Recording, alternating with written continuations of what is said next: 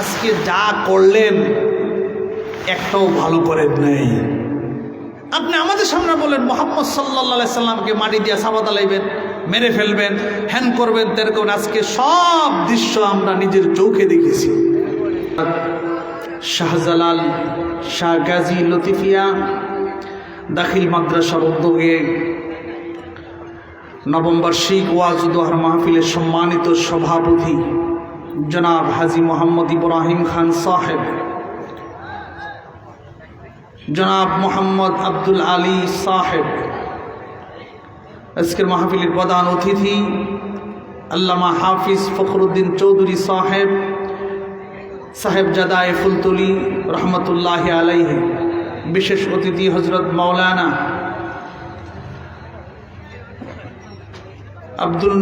আব্দুল মুনাইম সাহেব মঞ্জালালি শব্দটা মঞ্জালালি, অধ্যক্ষ জালালপুর জালালিয়া সিনিয়র ফাজিল মাদ্রাসা, হজরত মাওলানা আব্দুল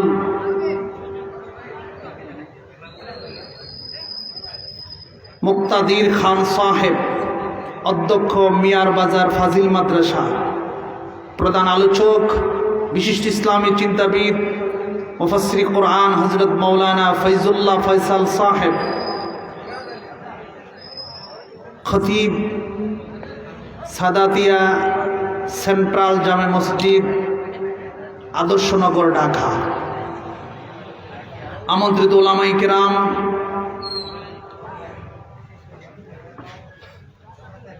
পোস্টার দাতা মোহাম্মদ তাজুল ইসলাম সাহেব, হযরত উলামায়ে কেরাম, মঞ্চে উপবিষ্ট মুরব্বিয়ানে ইসলাম, অত্র মাহফিল আগত অত্র অঞ্চল থেকে ইসলাম প্রিয় মুসলমান ভাইয়েরা, পর্দার আড়ালে অবস্থানরত মা ও বোনেরা, আমরা সকলেই মহিয়ান গরিয়ান সুবহান রব্বুল জালাল ও ইজ্জতের দরবারে অসংখ্য অগণিত শুকরিয়া জ্ঞাপন করছি যে মহান রব্বুল জালাল ও ইজ্জত আমাদেরকে শত বাধা থেকে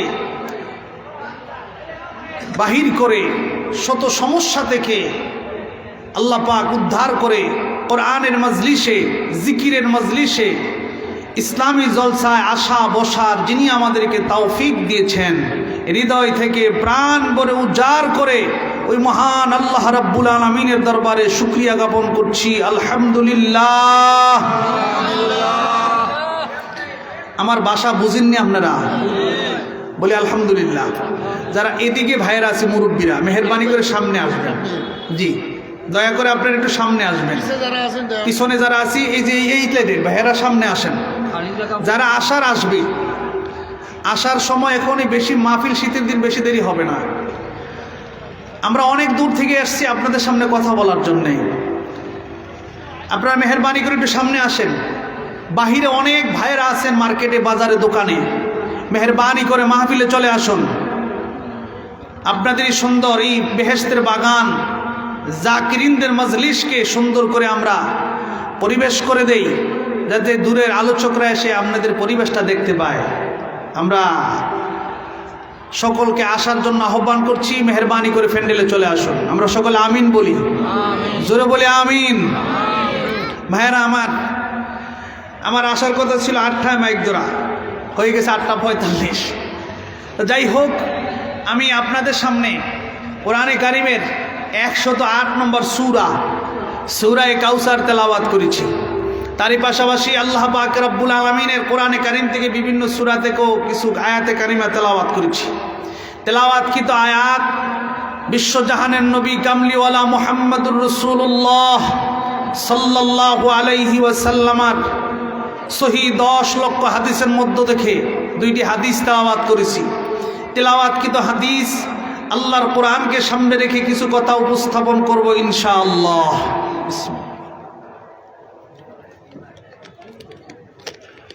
প্রিয় হাজিরিন, এখানে যারা এসেছেন, আমরা একমাত্র ভয় পাই কারে? আর কারো ভয় আছে নাকি অন্তরে?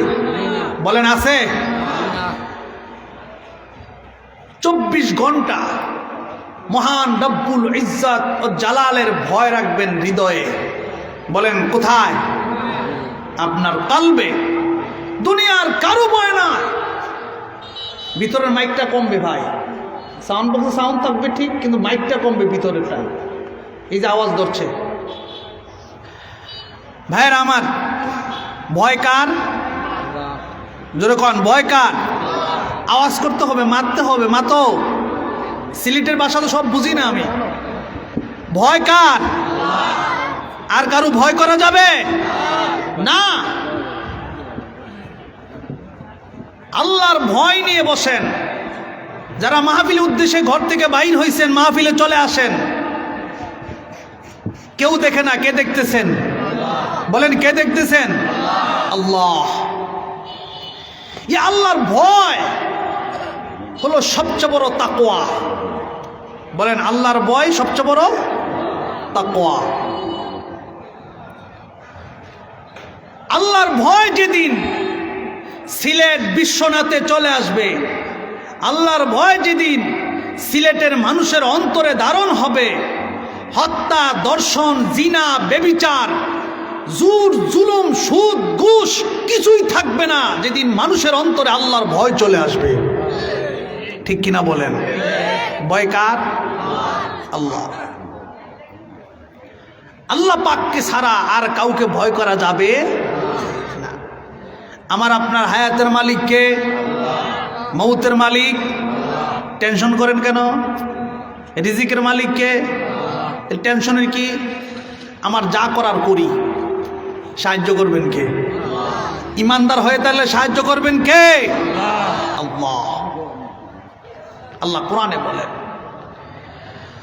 وَكَانَ حَقًّا عَلَيْنَا نَصْرُ الْمُؤْمِنِينَ।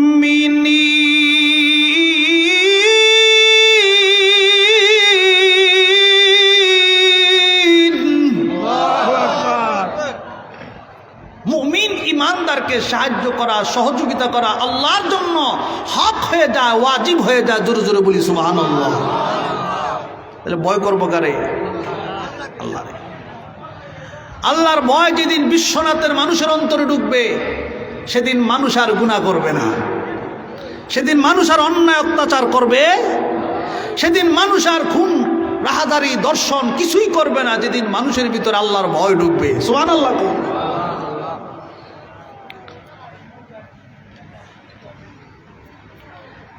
আমিরুল মুমিনিন খলিফাতুল মুসলিমিন ওমর ইবনুল খাত্তাব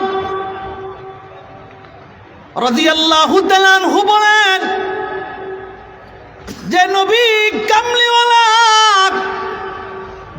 কামলিওয়ালা বলেছিলেন, সাহাবীরা রে, যেদিন মানুষের ভিতরে আল্লাহর ভয় ঢুকে যাবে, আল্লাহর ভয় চলে আসবে, সেদিন মানুষের মধ্যে আর গুনাহ থাকবে না, জিনা থাকবে না, বেবিচার থাকবে না, হত্যা, দর্শন কিছুই থাকবে না। যেদিন মানুষের ভিতরে আল্লাহর ভয় ঢুকবে। সুবহানাল্লাহ। জোরে করুন না। ঘুমাইতেছেন নাকি? জোরে বলি সুবহানাল্লাহ। সাহাবীরা, যেদিন মানুষের ভিতরে আল্লাহর ভয় ঢুকবে, সেদিন মানুষ আর অন্যায় অবিচার করবে না, মানুষ হত্যা করে মাটির নিচে চাপা দিয়া রাখবে না। যেদিন মানুষের ভিতরে ভয় ঢুকবে, কার? জোরে বলেন কার? খলিফাতুল মুসলিমিন ওমর ইবনুল খাত্তাব রাদিয়াল্লাহু তাআলা আনহু বলেন, নবীজির ভবিষ্যৎবাণী আমি ওমর নিজের চোখে দেখেছি, আমার চোখে দেখেছি। আল্লাহর নবী যে বলেছেন, মানুষের ভিতরে যখন আল্লাহর ভয় ঢুকবে, তখন আর হত্যা, দর্শন, জিনা, বেবিচার থাকবে না। সুবহানাল্লাহ। হযরত ওমর বলেন, আমি আমার নিজের চোখে দেখেছি, মরু প্রান্তর দিয়ে মহিলা একা একা হেঁটে যায়, 100 মাইলের ভিতরে কোনো বাড়িঘর নাই, একা একা হেঁটে যাচ্ছে। একটা যুবক মহিলারে দেখে সামনের দিকে অগ্রসর হয়, মহিলাটাও সামনে যায়, যুবকও সামনে যায়। মহিলাটা তার পথের দিকে আগায়, যুবক তার পিছনে পিছনে তার কাছাকাছি চলে আসতেছে। মহিলা এই যুবক দেখে বলেন, আহারে, হয়তো আমাকে আজকে আমার চরিত্র আজকে নষ্ট করে দেওয়া হবে, আমার হয়তো আজকে কোনো বাঁচার কোনো পথ নাই, আমাকে হয়তো আজকে দর্শন করা হবে। যুবক মহিলার কাছাকাছি গিয়ে বললেন, মা, ও মা, আপনি কেন গো কাঁপতেছেন? আপনি কি পথ হারিয়ে ফেলছেন নাকি? যেরকম না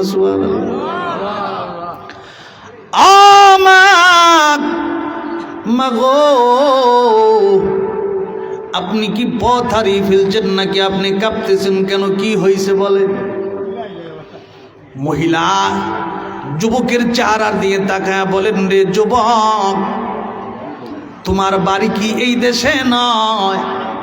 বলে, হ্যাঁ, আমার বাড়ি এই দেশেই। যুবক, তোমার চরিত্র এত সুন্দর হলো কেমনে? তোমার চরিত্র এত সুন্দর হইল কেমনে আমি জানতে চাই। যুবক জবাব দিয়ে দিলেন, মা গো, ও মা, কিছুদিন আগে আল্লাহর নবীর মোবারক হাত ধরে কালিমা পড়ে মুসলমান হইয়া গেছি। আমার নবী কামলিওয়ালা বলেছেন, সাহাবীরা রে, পৃথিবীর যেই জায়গায় থাকো, যে অবস্থায় থাকো, কেউ দেখে না, একজন দেখেন, তিনি কে? যুবক বলেন, মা গো, ও মা, ওই মহান আল্লাহর বয়ে গুনাহ ছেড়ে দিয়েছি। কার বয়ে? মহান আল্লাহ রাব্বুল আলামিনের বয়ে আগের মতো গুনাহ ছেড়ে দিয়েছি। ভয় কার? আল্লাহর ভয় আমাদের মধ্যে আসেনি, আমাদের মধ্যে আসেনি সবার। আল্লাহর ভয়টা ধারণ করেন। কেউ নাই, দেখে না, কেউ দেখতেছেন কে?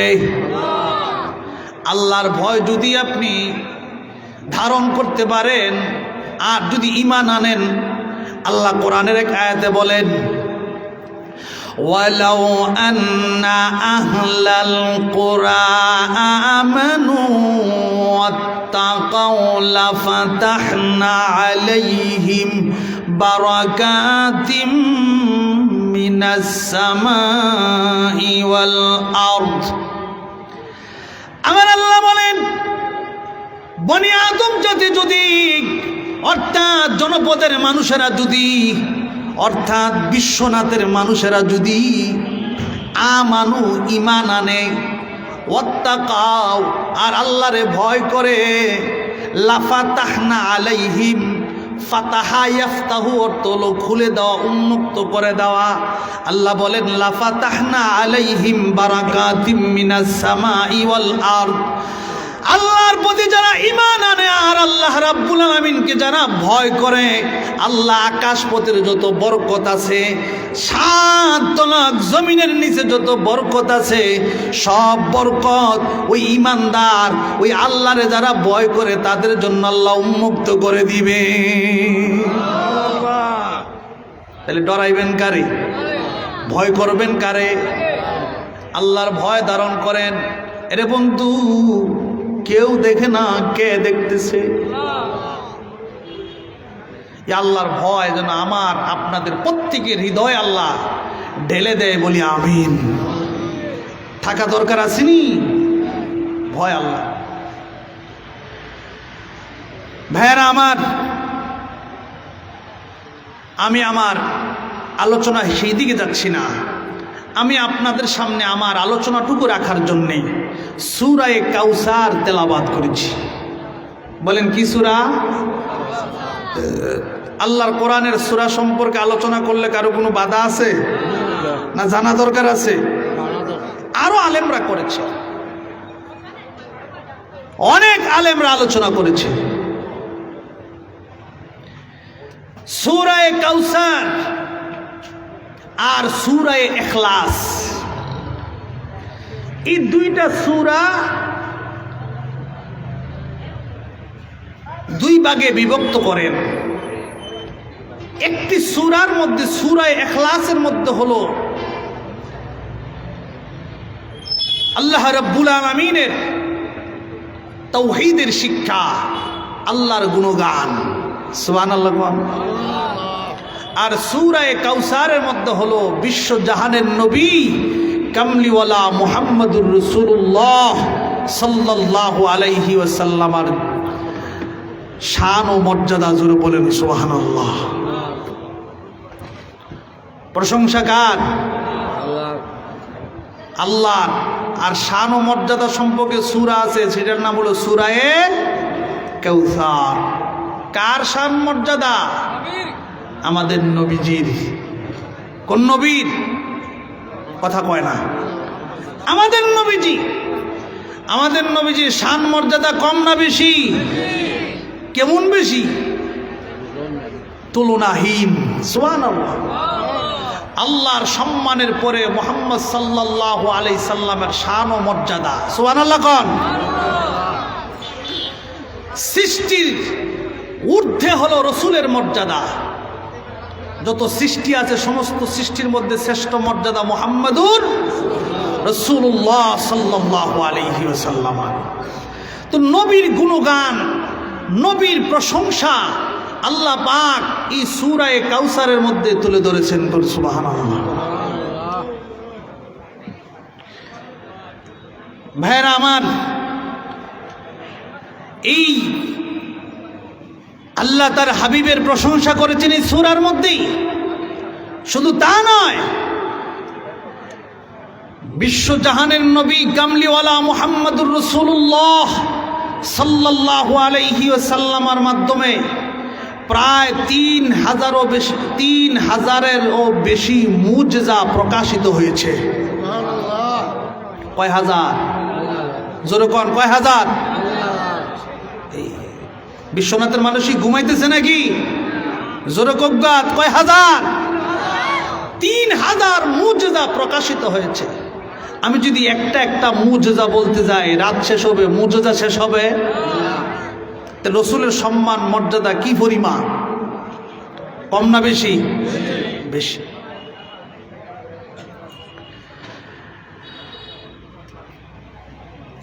শুধু বেশি না, এই মুজিজার কথা বলতে গেলে রাত শেষ হইব, রাসূলুল্লাহর মুজিজা শেষ হবে না। জোরে কোন সুবহানাল্লাহ।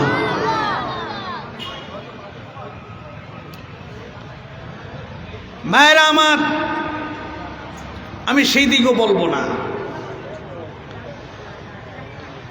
এছাড়া আল্লাহ তার হাবিবের কতগুলি গুণ মর্যাদার আলোচনা করেছেন সূরা কাউসারে, সেই আলোচনা করব ইনশাআল্লাহ।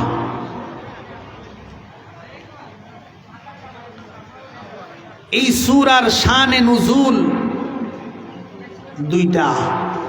বলেন কয়টা? কেন আল্লাহ নাজিল করেছেন? প্রেক্ষাপট কয়টা? দুইটা। একটা প্রেক্ষাপট হলো তাফসীর ইবনে কাসিরের মধ্যে আসছে, মক্কার খানায় কাবা ঘরে তাফসীর ইবনে কাসির, তাফসীরে জালালাইনের ব্যাখ্যা গ্রন্থ, ঐতিহাসিক উর্দু সরা জামালাইন এবং কামালাইনও এসেছে। বিশেষ করে তাফসীরুল কবির ও মাফাতিহুল গায়েব আল্লামা ইমাম ফখরুদ্দিন রাজি রহমতুল্লাহি আলাইহি লিখেছেন। তিনি তাফসীরও এই শানে নুজুলের বর্ণনা আছে যে খানায় কাবার ভিতরে ৩৬০টি মূর্তি ছিল। এই মূর্তি পূজারি করার জন্য বহিরাগত দেশ থেকে মানুষের আগমন হতো। মদিনা থেকে একজন ইহুদি আলেম আসতো, তার নাম হলো কাব ইবনে আশরাফ। মক্কাতে যেই মূর্তি পূজারি করার জন্য আসে, মক্কাবাসীরা ওই মূর্তি পূজকদেরকে বিভিন্নভাবে তাদের খেদমত করে, পানির ব্যবস্থা করে দেয়, খাবারের ব্যবস্থা করে দেয়। কিন্তু আব্দুল্লাহর ছেলে মুহাম্মদুর রাসূলুল্লাহ সাল্লাল্লাহু আলাইহি সাল্লামের খেদমত তারা করে না। ইহুদি কাব ইবনে আশরাফ, ইহুদি বড় আলেম, তাকে জিজ্ঞাসা করা হলো, হে কাব ইবনে আশরাফ, তুমি তো তাওরাত সম্পর্কে ভালো জানো, বলো আব্দুল্লাহর ছেলে মুহাম্মদের সেবা যত্ন আমরা করি না? বহিরাগত দেশ থেকে মূর্তি পূজারি করার জন্য যে মানুষগুলি আসে তাদের খেদমত আমরা করি, তাদের সব ব্যবস্থা আমরা করে দেই, এইটা আমাদের জন্য উত্তম না আব্দুল্লাহর ছেলে মুহাম্মদুর রাসূলুল্লাহ সাল্লাল্লাহু আলাইহি সাল্লামের খেদমত করা আমাদের জন্য উত্তম? কোনটা তুমি বলো?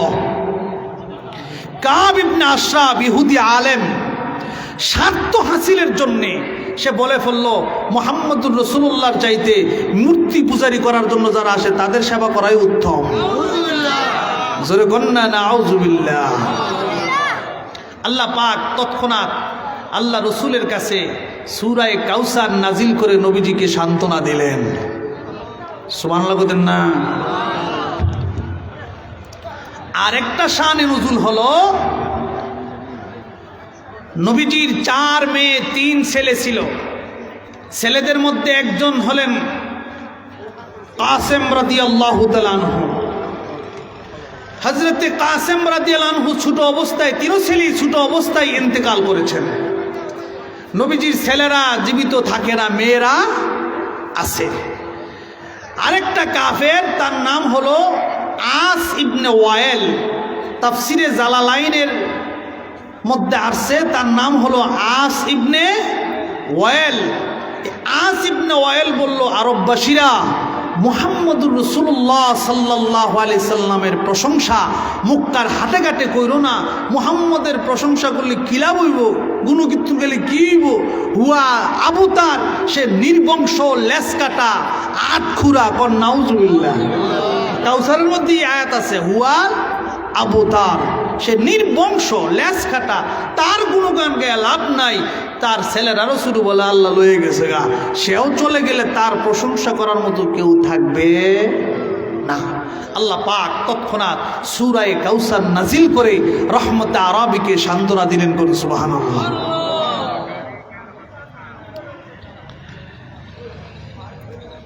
আল্লাহ তার হাবিবের প্রশংসা করেছেন সূরা কাউসারের মধ্যে। সুবহানাল্লাহ জোরে কও। ইন্না আ'তাইনাকাল কাউসার, হে হাবিব আমি আল্লাহ আপনাকে কাউসার দিলাম। বন্ধু, এর অর্থ আমি আল্লাহ আপনাকে দুনিয়ার ওই নিয়ামত দিলাম যেই নিয়ামত আর কোনো নবীরে দেই নাই। নবী গো, পরকালের ওই নিয়ামত যেই নিয়ামত আর কোনো নবীকে দেওয়া হবে না, এইগুলির সংক্ষিপ্ত নাম কাউসার, আমি আল্লাহ আপনারে দান করলাম। এগুলি কি কি? একটা একটা কই। তাফসীরে বাহরে মুহিতের মধ্যে আছে কাউসারের শব্দের ব্যাখ্যা করা হয়েছে প্রায় 36টা। সুবহানাল্লাহ। তাফসীরে হক্কানির মধ্যে আছে, তাফসীরে জালালাইনের মধ্যে আছে। আল্লাহ বুঝাইতে যান, হাবিব ওগো কামলিওয়ালা, আমি আপনারে কাউসার দিলাম। এর অর্থ ওগো নবী, আমি আপনারে বেশি উম্মত দান করলাম। কাউসার দিলেন, এর অর্থ কি দিলেন? জোরে করেন, বেশি উম্মত। এত উম্মত আর কোন নবীরে দেই নাই। আল্লাহ রসুল বলেন, সমস্ত নবী, সমস্ত নবীর উম্মত সহকারে আমার সাথে সাক্ষাৎ হয়েছে। জোরে কগ্গা সুবহানাল্লাহ। আমার ওয়াজ বুঝতানি তো জোরে বলেন না সুবহানাল্লাহ। এই মাইকটার আওয়াজটা ভাই বন্ধ করতে হবে। সমস্ত নবী উম্মত সহকারে আমার সাথে সাক্ষাৎ হয়েছে। আল্লাহ রসুল বলেছেন, মুহাদ্দিসিনে কেরাম বলেন, 2টা জায়গা হতে পারে, হয়তো মেরাজ রজনীতে, না হয় স্বপ্নের মাধ্যমে। সুবহানাল্লাহ। আল্লাহর হাবিব বলেন, আমি লক্ষ্য করে দেখি কোন নবী 80 জন উম্মত নিয়ে আমার সঙ্গে সাক্ষাৎ করার জন্য আসতেছেন। কোন নবী 40 জন, কোন নবী 20 জন, কোন নবী 15 জন, কোন নবী 10 জন, কোন নবী 5 জন, কোন নবী 3 জন, কোন নবী 2 জন, কোন নবী নাই, আমার সাথে সাক্ষাৎ করার জন্য আসতেছে। সুবহানাল্লাহ। হঠাৎ করে তাকে দেখি একজন নবী 6 লক্ষ উম্মত নিয়ে আমার সঙ্গে সাক্ষাৎ করার জন্য আসতেছে। আল্লাহর হাবিবের চেহারা মোবারক মলিন হয়ে গেছে। ও আল্লাহ, ইনি কোন নবী গো, যেই নবী 6 লক্ষ উম্মত নিয়ে আমার লগে সাক্ষাৎ করার জন্য আসতেছে? নবীর নাম কি? আল্লাহ পাক জানায় দিলেন, নবী গো, ইনি হলেন বনি ইসরাইলের জলিলুল কদর পয়গম্বর মুসা আলাইহিস সালাতু ওয়াস সালাম। 6 লক্ষ উম্মত নিয়ে আপনি নবীর সঙ্গে সাক্ষাৎ করার জন্য আসতেছে। বিশ্ব জাহানের নবী কামলিওয়ালার চেহারা মুবারকটা মলিন হয়ে গেছে।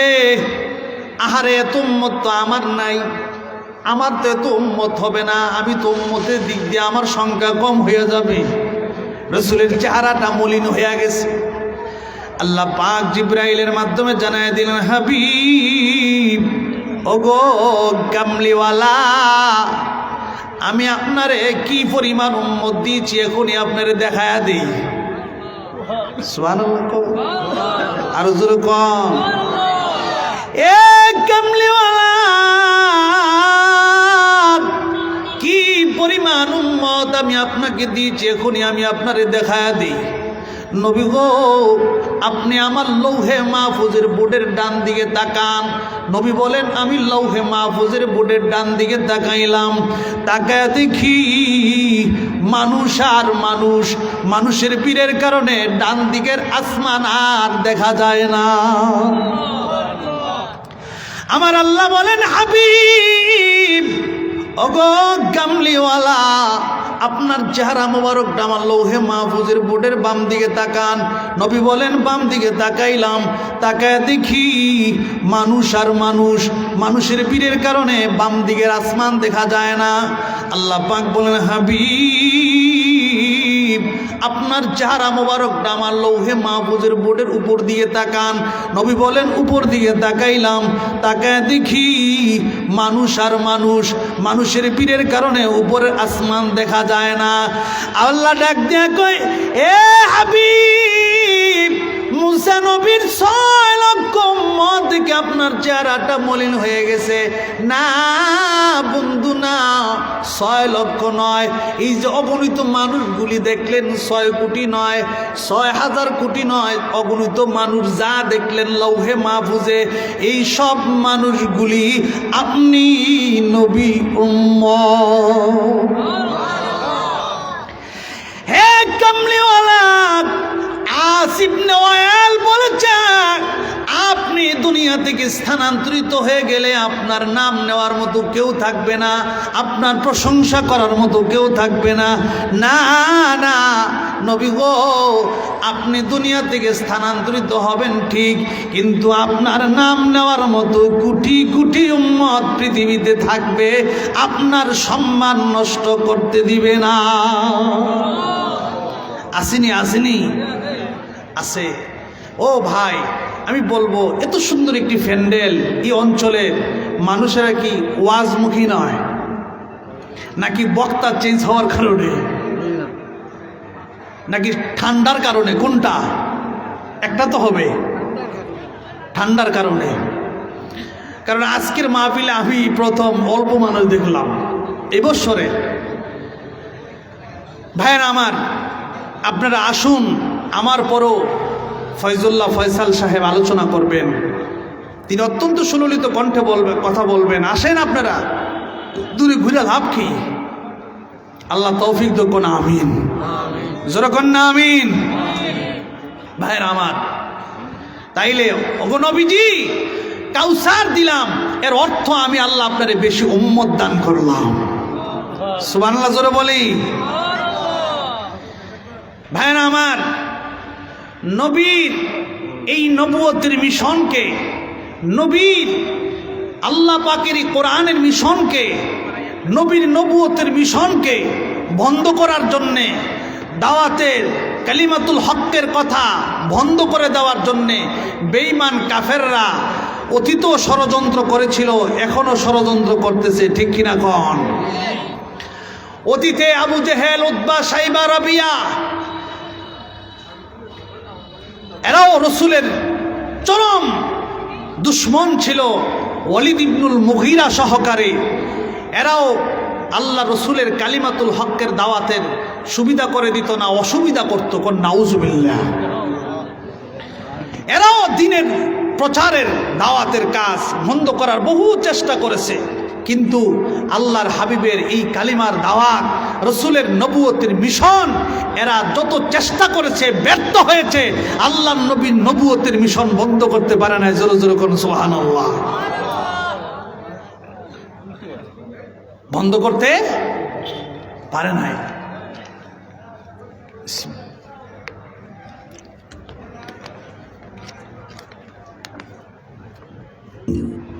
ভাইরা আমার, কোরআনের কথাগুলি এখনো তো বিভিন্ন জায়গায় বলতে গেলে আলেমরা বন্ধ করার চেষ্টা করে। আসেনি এই দৃশ্য আপনাদের এলাকায়? আসেনি? বহু জায়গায় আছে। কোরআনের কথা বলতে গেলে বন্ধ করে দেয়, নারায়ে তাকবীরের কথা বললেই বন্ধ করে দেয়। নাউজুবিল্লাহ বলেন না। অতীতের আবু জেহেল, উতবা, সাইবা, রবিয়া এদের মধ্যে আর আমাদের মধ্যে কোনো পার্থক্য পাওয়া যায় বিশ্রেয়া? এরাও তো বন্ধ করে দিত। তা আমি যে কথাটা আপনাদেরকে বুঝাইতেছিলাম, আল্লাহ তার হাবিবকে কাউসার দিলেন, এর অর্থ বেশি উম্মত আল্লাহ দিলেন। যত উম্মত দিলেন এই উম্মত আর কোনো নবীরে দেওয়া হয় নাই। 2 নম্বর, অগনবী কাউসার দিলাম। আল কাউসারু হুয়াল কোরআন। কাউসার দিলাম এর অর্থ আমি আল্লাহ আপনারে কোরআন দিলাম। সুবহানাল্লাহ। কোরআন আমরা পড়িনি? সবাই পড়ে? সবাই পড়ে না। সবার ঘরে কোরআনে আওয়াজ নাই, সবার ঘরে কোরআনের ধ্বনি নাই। নবীজি কাউসার দিলাম এর অর্থ আমি আল্লাহ আপনার কোরআন দিলাম। এই কোরআনের শুরু থেকে শেষ পর্যন্ত সব কিছু মানুষ চলার জন্য, মানুষের জীবন লাইফ পরিচালনার জন্য কোরআনে আল্লাহ সব প্রকাশ করে দিয়েছেন। সুবহানাল্লাহ। যখন কোরআনে সব বর্ণনা দেওয়া হয়েছে, কোরআনে আল্লাহ পাক মানুষ সৃষ্টির রহস্য বর্ণনা করেছেন। কোরআনে কারিম আল্লাহ পাক তার গোলামি করার জন্য মানুষের সেই সবকও দিয়েছেন। সুবহানাল্লাহ। গোলামি করবেন কার? সে কথা কোরআনে আসেনি? হাবিব কাউসার দিলাম এর অর্থ আমি আল্লাহ আপনারে কোরআন দান করলাম। কোন সুবহানাল্লাহ। ইন্না আ'তাইনাকাল কাউসার। কাউসার দিলাম ও নবী আপনারে আমি কোরআন দান করলাম।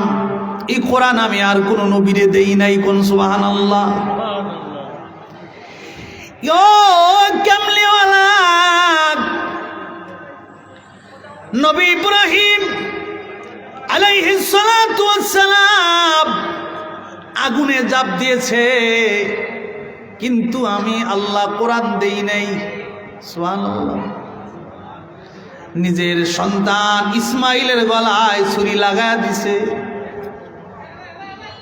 নিজের ছেলেরে কুরবানি করার জন্য প্রস্তুত হয়ে গেছে আমি আল্লাহরে খুশি করার জন্যে। সুবহানাল্লাহ। কোন কারে খুশি করার লাগিয়া? হযরত ইব্রাহিম নবী আল্লাহকে খুশি করার জন্য যা কিছু করার সব করেছেন, কিন্তু টাইটেল পাইছেন খলিলুল্লাহ। আর আমাদের নবীকে খুশি করার জন্য আল্লাহ পাক কুল কায়নাত সাজিয়েছে। সুবহানাল্লাহ। এগো কামলিওয়ালা হাবিবুল্লাহর সম্মান আর খলিলুল্লাহর সম্মান এক নয়। হাবিবুল্লাহর সম্মান হলো আমি আল্লাহ আপনাকে খুশি করার জন্য সব কিছু করেছি, আর খলিলুল্লাহর সম্মান হলো আমি আল্লাহকে খুশি করার জন্য সব করেছে।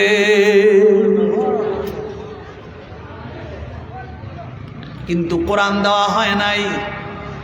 কোরআন দেওয়া হয়েছে আমাদের নবী কামলিওয়ালারে। সুবহানাল্লাহ। এই কোরআনের ভিতরে মানুষ জীবন পরিচালনা করার জন্য সব কিছু আল্লাহ বর্ণনা দিয়েছেন। সুবহানাল্লাহ। ইবাদত করতে হবে কার? এই কথা কোরআনে আসেনি? আছে।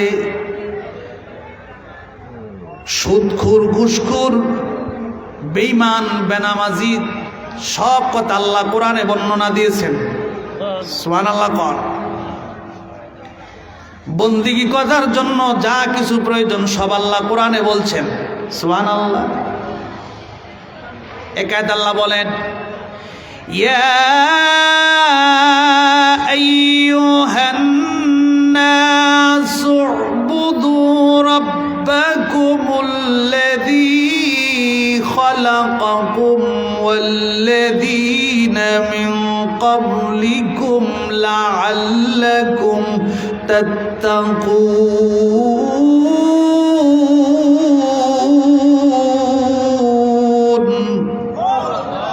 কথাকার, ইয়া আইয়ুহান নাস, হে মানুষ সকল, উবুদু রাব্বাকুম, তোমরা তোমাদের রবের ইবাদত করো, আল্লাযী খালাকাকুম, যিনি তোমাদের সৃষ্টি করেছেন। সুবহানাল্লাহ। তাহলে কোরআনে আমাদের ইবাদতের কথা আসেনি? আমাদের বন্দিগির কথা কোরআনে আসেনি?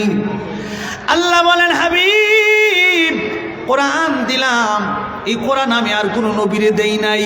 নবী গো, আমি আপনারা কোরআন দিলাম, কাউসার দিলাম, এর অর্থ আমি আল্লাহ আপনারে কোরআন দান করলাম।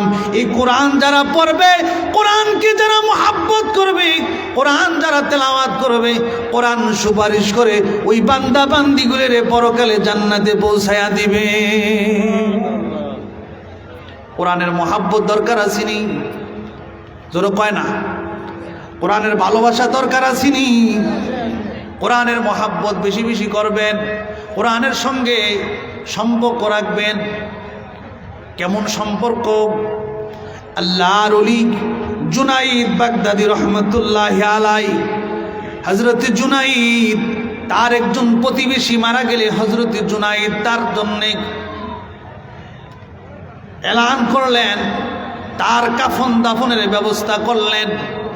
রাত্রির গভীরে যখন জুনাইদ বাগদাদি ঘুমাইলেন, ঘুমের ঘরে স্বপ্নে দেখে লোকটা আল্লাহর জান্নাতে চলে গেছে। সুবহানাল্লাহ। চলে গেছে কোথায়? জান্নাতে। হযরত জুনাইদ এই দৃশ্য দেখে ওই মৃত ব্যক্তির বাড়িতে সকালবেলা গিয়া ডাক দিলেন, কে আছো বাড়িতে? একজন মহিলা বাহির হয়ে আসলেন। এগো আল্লাহর ওলি, কি জন্যে আপনি আমাদেরকে ডাকছেন বলেন? জুনাইদ বাগদাদি বলেন, মা গো, ও মা, গতকাল যে লোকটা মারা গেছে, লোকটা তোমার কি হয়? বলে, আমার স্বামী। হযরত জুনাইদ বলেন, মা, তোমার স্বামী দুনিয়ায় থাকা অবস্থায় এমন কি আমল করতো যে আমলটার কারণে আল্লাহ তারে জান্নাতি বানায় দিছে? মহিলা জবাব দে, জুনাইদ, ওগো আল্লাহর ওলি, আমার স্বামী এমন কোনো বড় আমল করতে আমি দেখি নাই, কিন্তু আমার স্বামী 5 ওয়াক্ত নামাজ পড়ে, আল্লাহর কালামটার এইভাবে হাতে নিয়া একটা একটা পাতা উল্টাইতেন আর বলতেন, হাদা কালাম রব্বি, হাদা কালাম রব্বি, এটা আমার আল্লাহর কালাম, এটা আমার আল্লাহর কালাম। এই কথাগুলি বলে বলে রে জুনাইদ আমার স্বামী চোখের পানি দিয়া দাড়ি ভিজায়া দিতে। জুনাইদ বাগদাদি বলেন, মা, ও মা, বুঝতে পেরেছি গো মা, তোমার স্বামীর কাছে আল্লাহর কোরআনের মুহাব্বত থাকার কারণে আল্লাহ তারে জান্নাতি বানায়া দিছে। মুহাব্বত কার? কোরআনের মুহাব্বত থাকার কারণে আল্লাহ তারে জান্নাতি বানায়া দিছে। সেই কোরআন আল্লাহ আমাদের নবীকে দিয়েছেন। সেই কোরআন এখন আসেনি আমাদের কাছে? ঘরে ঘরে আছে কি আছে না বলেন? ভাই ভাইয়েরা আমার, সেই কোরআন আমাদের পড়তে হবে, সেই কোরআনের মহাব্বত আমাদের অন্তরে থাকতে হবে। আল্লাহ যেন আমাদের সকলকে 5 ওয়াক্ত না কাউসার দিলাম, এর অর্থ আমি আল্লাহ আপনাদের কোরআন দিলাম। আরেকটা হলো অবনবীজি কাউসার দিলাম, আল কাউসারু হুয়া শাফাআতি, কাউসার দিলাম এর অর্থ আমি আল্লাহ শাফায়াতগারের মালিক বানায় দিলাম। শাফায়াত করবেন আমাদের নবী। বলেন কোন নবী? আমাদের নবী শাফায়াত করবেন। আমাদের নবীর সুপারিশ হওয়ার দরকার আসেনি? আসেনিও আছে। আল্লাহ যেন আমাদের সকলকে নবী কামলিওয়ালার সুপারিশ পরকালে নসিব করায় দেখো না, আমিন।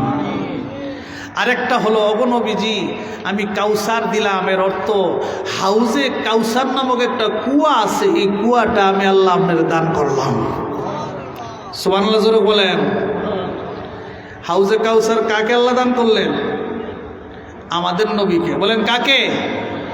আমাদের নবীকে হাউজে কাউসার দিলেন। আর কোন নবীর আল্লাহ হাউজে কাউসার দিছে না। সুবহানাল্লাহ জোরে বলেন। আল্লামা আব্দুল কাদির জিলানী রহমতুল্লাহ আলাইহি তার কিতাবে লেখেন যে হাউজে কাউসারের এরিয়াটা হলো প্রায় 18 মাইল এরিয়া নিয়ে। সুবহানাল্লাহ বলেন না? কত মাইল? প্রায় 18 মাইল। 4000 দরজা আছে। বিল্ডিংটার যে এরিয়াটা 18 মাইল, 4000 দরজা আছে। এক একটা দরজার মধ্যে এক একজন করে হুরপরি, এক একজন হুরপরির অধীনে 70,000 করে খাদেমা। সুবহানাল্লাহ জোরে বলি। একজন দুইজন সম্মান কম না বেশি? বেশি। হে বন্ধু, ওই নিয়ামত আল্লাহ পাক উম্মতি মুহাম্মদের জন্য পরকালে রেখে দিয়েছেন। দুনিয়ায় যদি আমল করেন, পরকালে আল্লাহ পাক ওই হাউজে কাউসারের ওই বিল্ডিংয়ে যাওয়ার সুযোগ করে দেবে। খাদেম হলো একজন হুরপরির অধীনে খাদেম কতজন? 70।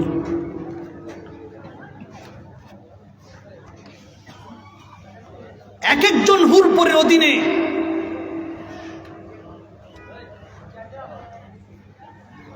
অগণিত খাদেমা। আল্লাহ পরকালে ইমানদার মুমিন উম্মতকে দান করবেন। সুবহানাল্লাহ। একজন মুমিন ইমানদার বান্দাকে আল্লাহ একজন দুইজন নয় 70 জন কইরা হুরপরি জান্নাতি বউ দান করবেন। ইমানদারকে না বেঈমানকে? ইমানদারকে। এমন হুরপরি যেগুলি জীবনে কোনো জিন্নাত কোনো ইনসান দেখে নাই। কোন সুবহানাল্লাহ। কেউ দেখে নাই। কোরআনে আল্লাহ বলেন হুরুম মাকসুরাতুন ফিল খিয়াম,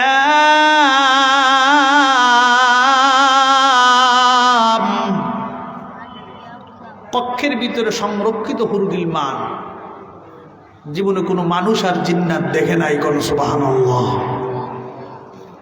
কেউ দেখে নাই, রেখে দিয়েছেন আল্লাহ রাব্বুল আলামিন।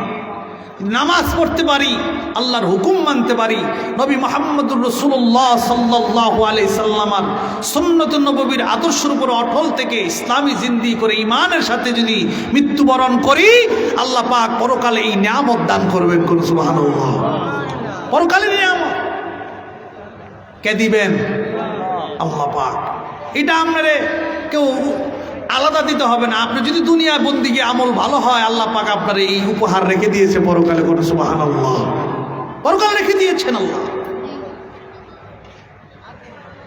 এত সুন্দর, এত সুন্দর বিবি, যে বিবিগুলি বিশ্বনাথের কোনো যুবক কোনো পুরুষ জীবনে যারা দেখে নাই। কোন সুবহানাল্লাহ। সুবহানাল্লাহ।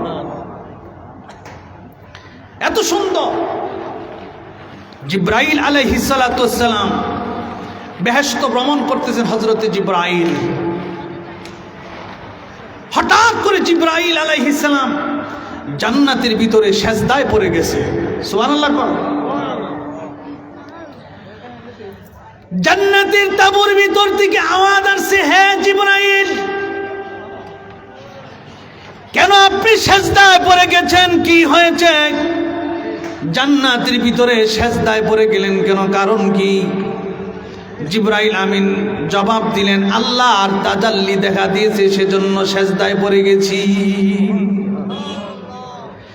জান্নাতের তাঁবুর ভিতর থেকে আওয়াজ আসছে, জিবরাইল রে, আল্লাহর তাজাল্লি নয়, আমরা হুরুপুরীরা জান্নাতি তাঁবুর ভিতর থেকে মুস্কি হাসি দিয়েছিলাম, আমাদের হাসির কারণে গোটা জান্নাতটা চমকে গেছে। এত সুন্দর সুন্দর হুরু গিলমান আল্লাহ রাব্বুল আলামিন ওই হাউজে কাউসারের বিল্ডিং এর ভিতরে আল্লাহ ধারণ করে রেখে দিয়েছেন। আল্লাহর নবী কামলিওয়ালা বলেন, ও জগতের উম্মতেরা শোনো, ওই হাউজে কাউসারের সামনে আমি নবী দাঁড়িয়ে থাকব, আমার ডান পাশে থাকবে আমার আবু বকর, বাম পাশে থাকবে আমার আলী। আমার উম্মতেরা তৃষ্ণাত অবস্থা আসবে, এক পেয়ালা হাউজে কাউসার পান করায় দেওয়া হবে, আজীবন আবাদান আবাদান আর পানির তৃষ্ণা হবে না। ওগো কামলিওয়ালা, ওই কাউসার আমি আল্লাহ আপনারে দান করলাম, আর কোনো নবীরে দেই নাই। কাউসার দিলাম এর অর্থ আমি হাউজে কাউসার নামক একটা কুয়া আপনি নবীকে দান করে দিলাম। ইন্না আ'তাইনাকাল কাউসার, নবী গো কাউসার দিলাম এর অর্থ হাউজে কাউসার আমি নবী, আমি আল্লাহ আপনি নবীকে দান করে দিলাম। এই নবী যে আমাদের এত সম্মান এত মর্যাদার অধিকারী, সেই নবীর তরিকা যদি না মানি পরকালে বাঁচার উপায় আছে? রসুলের তরিকা মানতে হবে কি হবে না? রসুলের সুন্নত নববীর আদর্শের কথা মেনেই জিন্দেগি করতে হবে। প্রিয় হাজিরিন, একটা কথা বলে যায়, ইসলামের দুশ্মন যুগে যুগে আসবেই, যুগে যুগে রসুলের দুশ্মন আসবেই, যুগে যুগে রসুলকে গালি দিবে, যুগে যুগে কোরআনের বিরুদ্ধে মানুষ বাহির হবে। এটা আজ নতুন নয়, অতীতও ছিল, এখনো আছে, কিয়ামত পর্যন্ত থাকবে। কিন্তু আপনারা যদি সেই ইসলামের বিধিবিধান না মানেন, কোরআনের হুকুম যদি সমাজে প্রতিষ্ঠিত না করেন, নবীর সুন্নত নববীর আদর্শ যদি সমাজে প্রতিষ্ঠিত না করেন, এই সমাজ আইয়ামে জাহালাত থেকে আরো বর্বরাতের দিকে চলে যাবে, আরো নিকৃষ্ট হয়ে যাবে। তাহলে আল্লাহর কোরআনের হুকুম, আল্লাহর কোরআনের আইন প্রতিষ্ঠিত হোক, এটা আমরা চাই কি চাই না? আমরা চাই কি চাই না বলেন? আল্লাহ পাক যেন আমাদের এই সমাজকে কোরআনের আইনে প্রতিষ্ঠিত করে, আল্লাহ নবীর সুন্নত নববীর আদর্শের উপর অটল থেকে ইসলামী জিন্দেগি করার তৌফিক দেয়। জোরে বলি আল্লাহুম্মা আমিন, জোরে কন্যা আল্লাহুম্মা আমিন।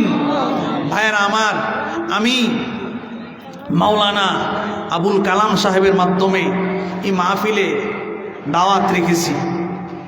আমি মাহফিলের একটা মনোযোগ পাচ্ছি না, এটাই যে মাইক সব ঠিক আছে কিন্তু ভিতর আওয়াজটা মিষ্টি হচ্ছে না, এক। দ্বিতীয়ত সকাল থেকে এই পর্যন্ত আমি যতটুক ব্যস্ত ছিলাম, যদি বাংলাদেশে কোনো বক্তা থাকতো এতটুক ব্যস্ত, মাইক না মাহফিল ফালায়া গ্রামও ঘুমাই থাকতো মোবাইল অফ কইরা।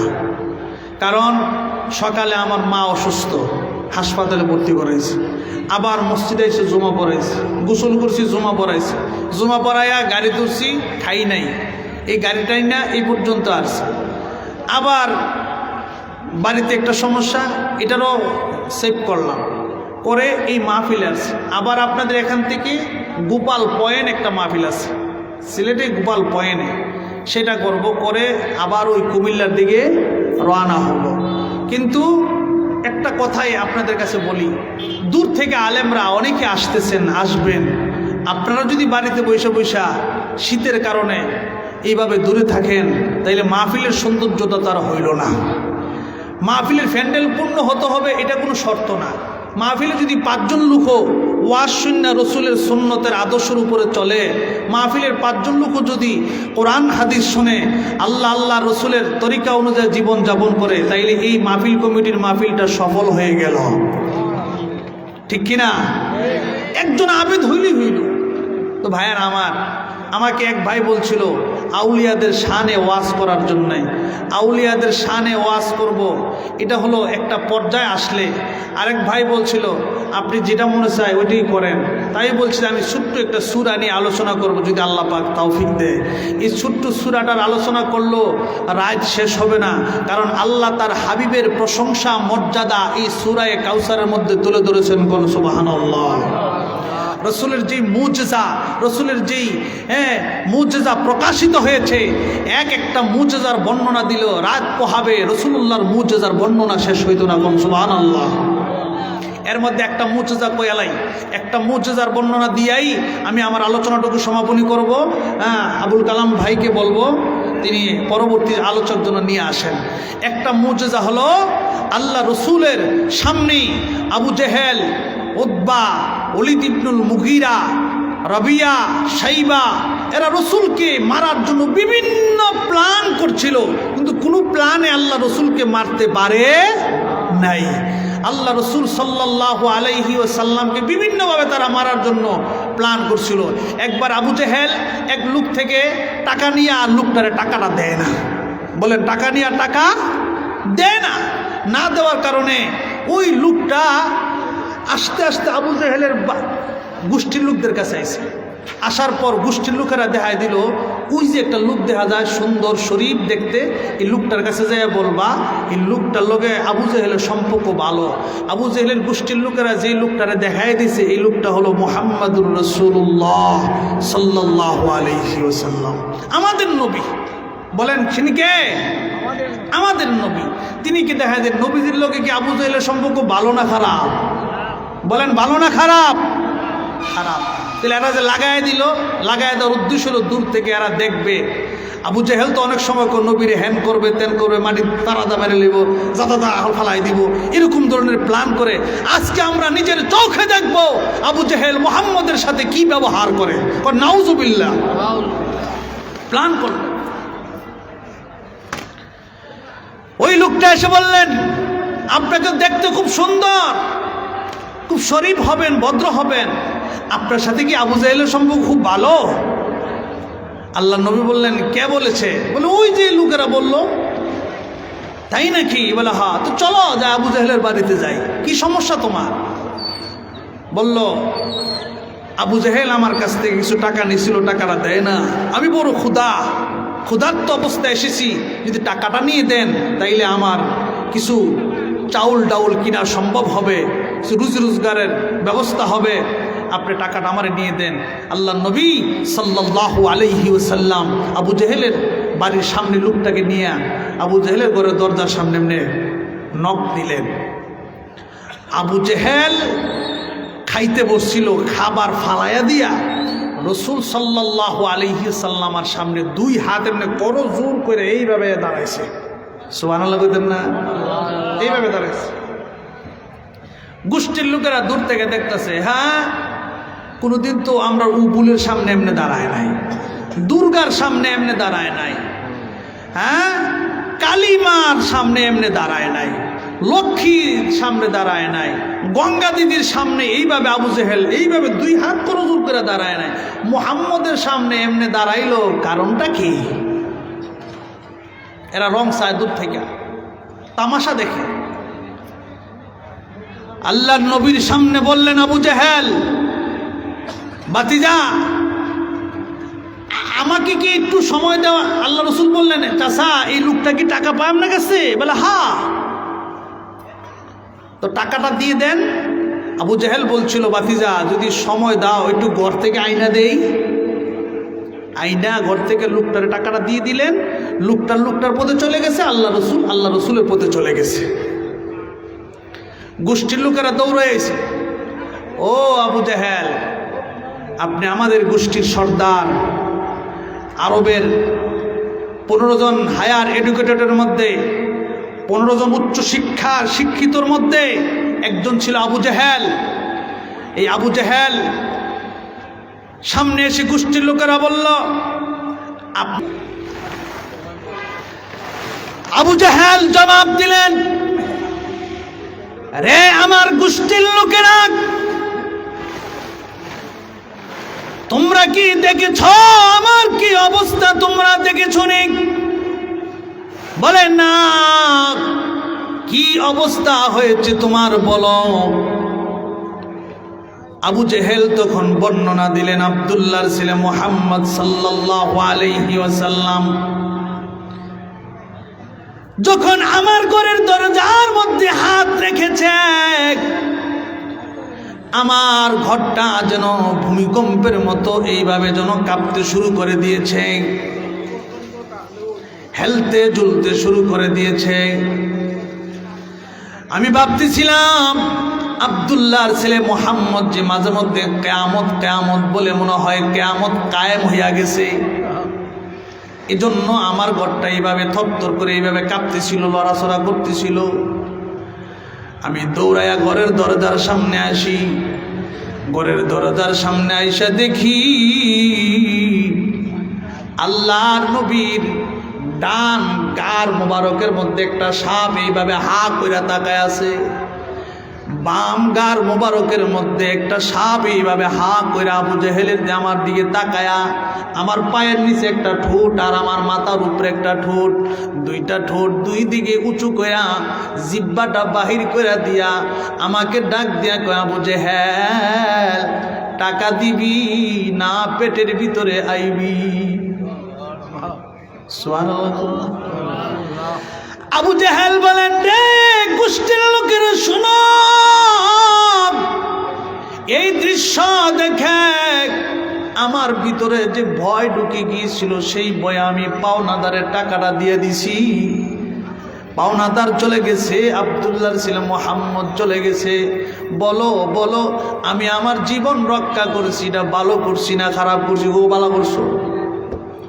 আসলে ভাইয়েরা, আমার নবীর গার মুবারকের মধ্যে সাপ আইব কইতিকা আল্লাহ দেখাই দিলেন মুজিজা। সুবহানাল্লাহ। কে দেখাইছেন? আল্লাহ দেখাই দিলেন মুজিজা। হাবিব, এত সম্মান এত মর্যাদা আপনাকে দেওয়া হয়েছে, দুনিয়ার আর কোন নবীকে তা দেওয়া হয় নাই। কোন সুবহানাল্লাহ। আর কোন নবীকে দেওয়া হয় নাই। আল্লাহ তার হাবিবকে এত সম্মান দিলেন, এত মর্যাদা দিলেন। সেগুলি কি কি? সূরা কাউসার আল্লাহ একটা একটা বর্ণনা দিয়েছেন। সুবহানাল্লাহ। তো ভাইয়েরা আমার,